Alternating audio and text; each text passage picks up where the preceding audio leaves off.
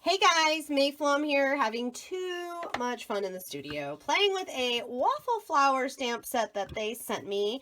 It is called Happy Day, and I'm gonna make two different things today. The first thing I'm working on here is I'm working on a little card to put in my scrapbook. I've been trying really hard when I'm making something such as this, when I've got something out and I'm going to be making a card, to go ahead and make a cute decorative little card for my scrapbook so that I'm kind of double, multitasking here. Wow, that really stuck down in the ink. So I am using some embossing ink here. Actually, it's technically watermark resist ink or embossing ink. Either way, those are both going to be good choices for you for something like this. I want to have these be white. Wow, I just cleaned them, so I think they're like not, I need to let them dry fully.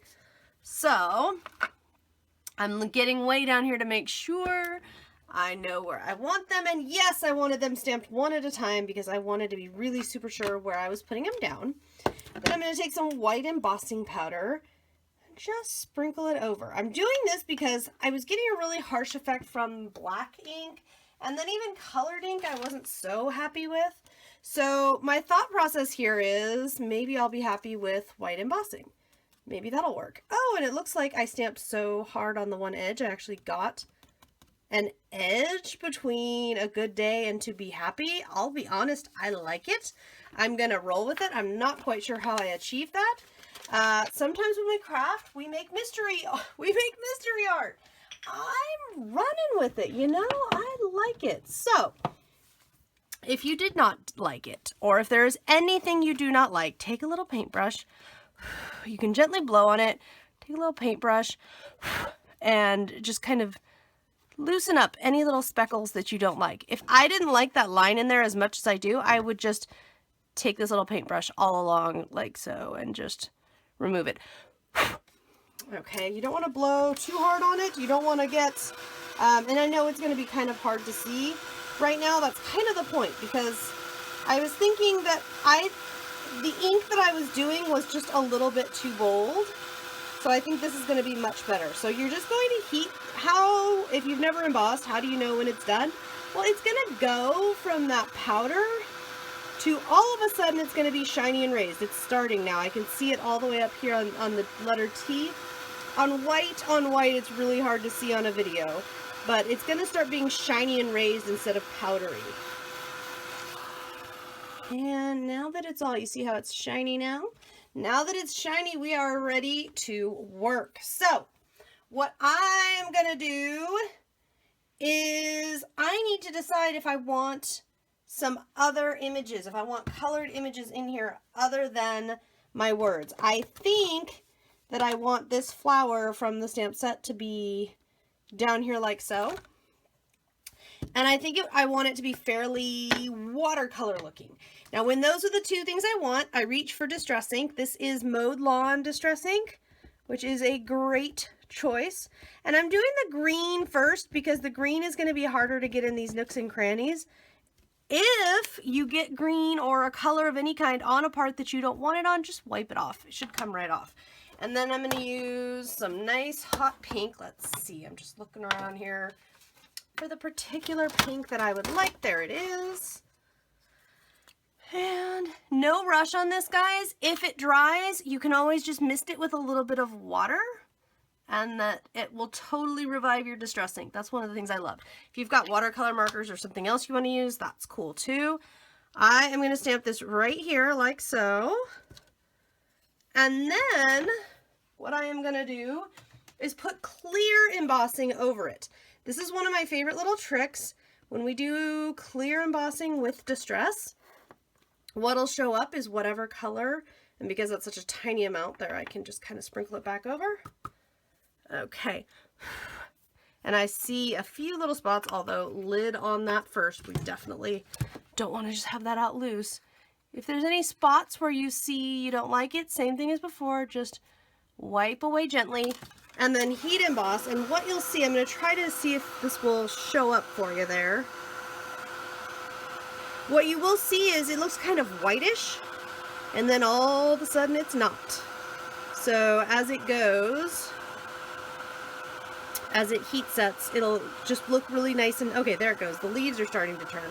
I'm not sure how good that shows up on video, but hopefully you get the idea. It's gonna turn. You're gonna know it's turned because it's gonna go from being kind of a, kind of a dull color. You'll kind of see the gritty texture of the embossing to nice and shiny. And if it's not going nice and shiny, just sometimes, I'm sorry, sometimes I just have to put the heat tool right up in there. Okay, this is a lot of fun because now we can color. Now we can play. I can use if I want to, I can use my stamp packaging here to be a little palette. I'm a big fan of use what I've got, use what's hanging around.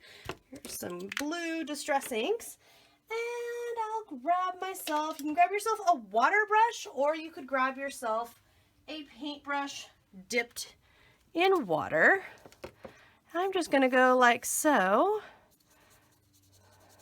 La la la la. I like that a lot. Now, if we want to make it more subtle, we can add some water. Okay, that will spread the color around.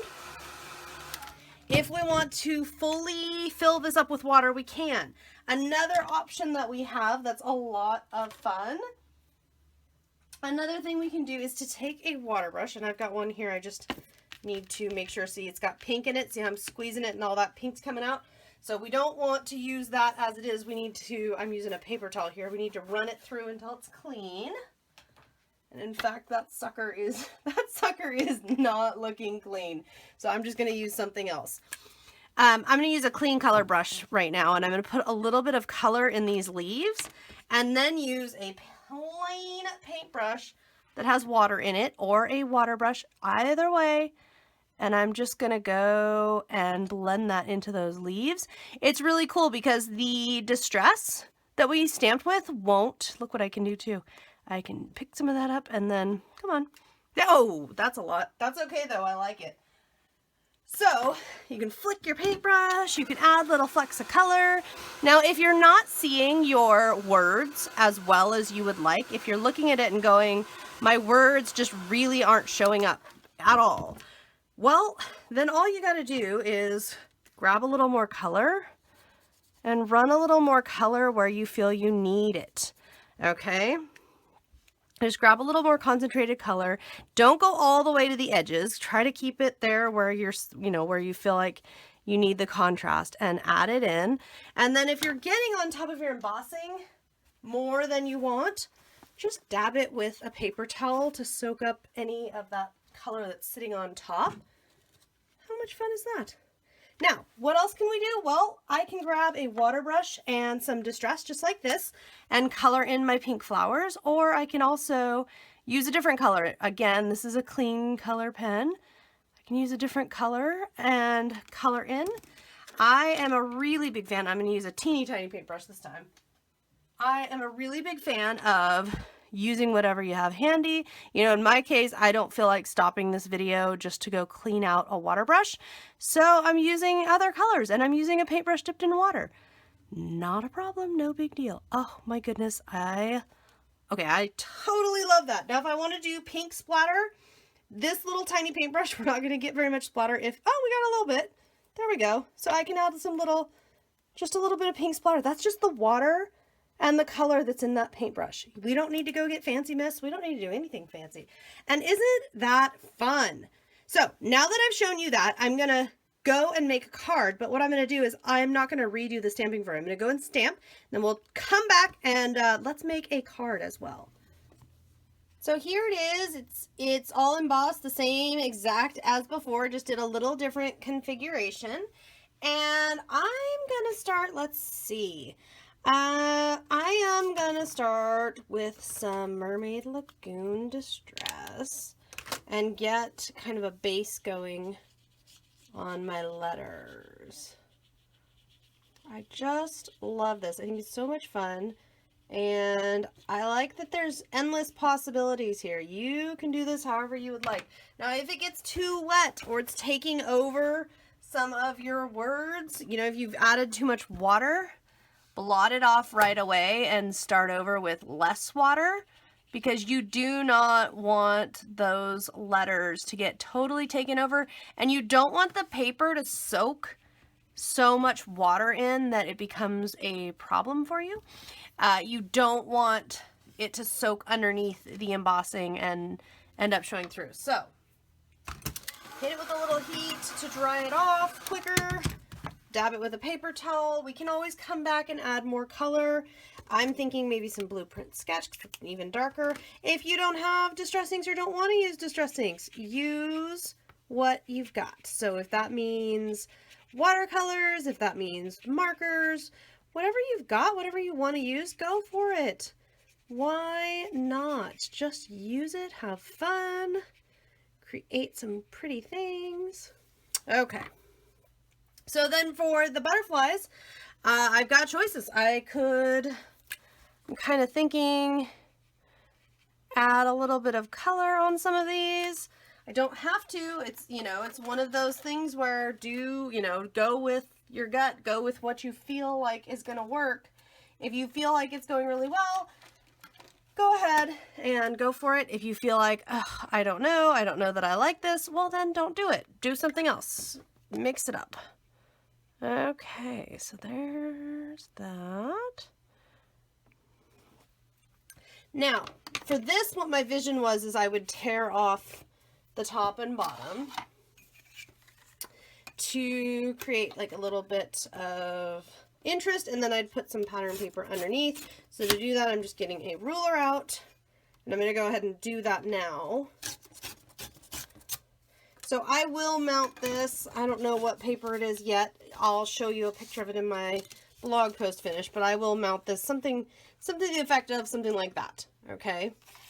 But I want to add a little more. I want to add a little more oomph to this project. So I'm going to do a couple of things. I'm going to add some yellow to my bee friend here.